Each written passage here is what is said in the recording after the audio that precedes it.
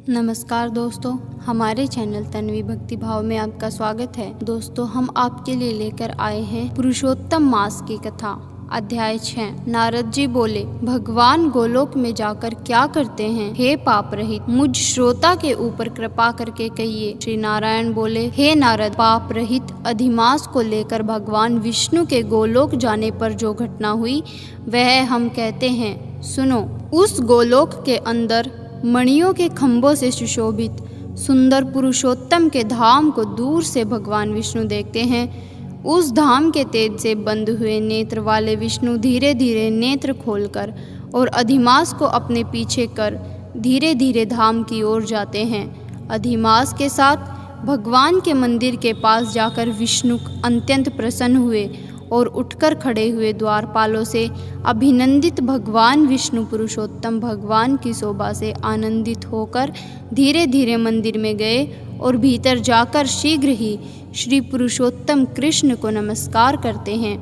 गोपियों के मंडल के मध्य में रत्नमय सिंहासन पर बैठे हुए कृष्ण को नमस्कार कर पास में खड़े होकर श्री विष्णु बोले, गुणों से अतीत गोविंद अद्वितीय अविनाशी सूक्ष्म विकार रहित विग्रहवान गोपों के वेश के विधायक छोटी अवस्था वाले शांत स्वरूप गोपियों के पति बड़े सुंदर नूतन मेघ के समान श्याम करोड़ों कामदेव के समान सुंदर वृंदावन के अंदर रास मंडल में बैठने वाले पीतरंग के पीतांबर से शोभित सौम्य भोहों के चढ़ाने पर मस्तक में 3 रेखा पड़ने से सुंदर आकृति वाले रासलीला के स्वामी रासलीला में रहने वाले रासलीला करने में सदा उत्सुक 2 भुजा वाले मुरलीधर पीत वस्त्रधारी अच्युत ऐसे भगवान की मैं वंदना करता हूँ। इस प्रकार स्तुति करके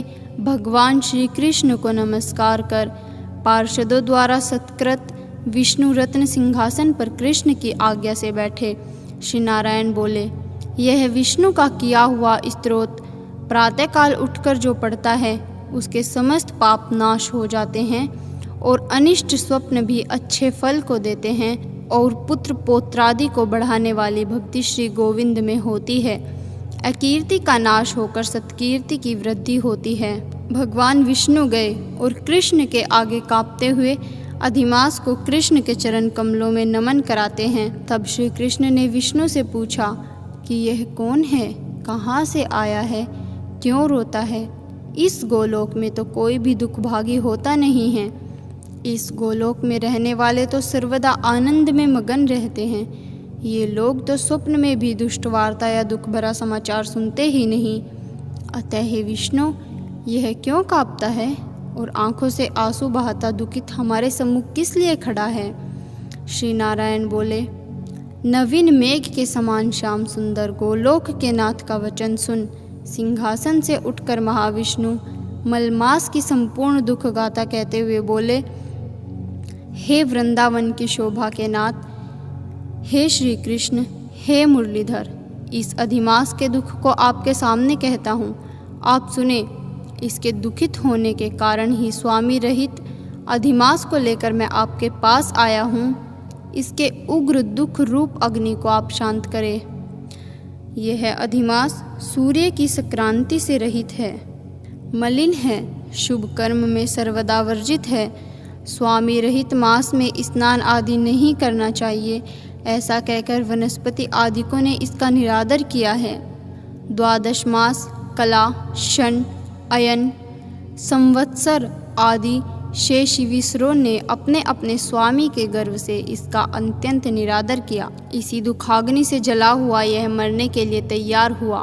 तब अन्य दयालु व्यक्तियों द्वारा प्रेरित होकर हे ऋषिकेश शरण चाहने की इच्छा से हमारे पास आया और कांपते कांपते घड़ी घड़ी रोते रोते अपना सब दुख जाल इसने कहा, इसका यह बड़ा भारी दुख आपके बिना नहीं टल सकता।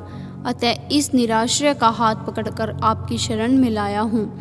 दूसरों का दुख आप सहन नहीं कर सकते, ऐसा वेद जानने वाले लोग कहते हैं। अतएव इस दुखित को कृपा करके सुख प्रदान कीजिए। हे जगतपते, आपके चरण कमलों में प्राप्त प्राणी शोक का भागी नहीं होता है, ऐसा वेद जानने वालों का कहना कैसे मिथ्या हो सकता है।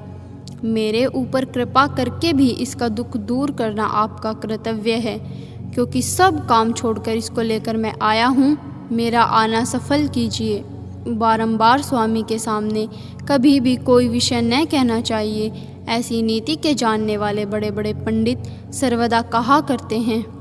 इस प्रकार अधिमास का सब दुख भगवान कृष्ण से कहकर हरि कृष्ण के मुख कमल की ओर देखते हुए कृष्ण के पास ही हाथ जोड़कर खड़े हो गए।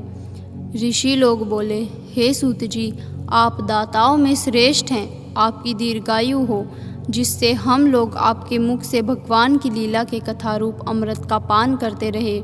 हे सूत, गोलोकवासी भगवान कृष्ण ने विष्णु के प्रति फिर क्या कहा और क्या किया इत्यादि लोकोपकारक विष्णु कृष्ण का संवाद अब आप हम लोगों से कहिए। परम भगवत भक्त नारद ने नारायण से क्या पूछा, हे सूत, इसको आप इस समय हम लोगों से कहिए। नारद के प्रति कहा हुआ भगवान का वचन तपस्वियों के लिए परम औषध है। इति श्री ब्रह्म नारदीय पुरुषोत्तम मास महात्म्ये षष्ठो अध्याय।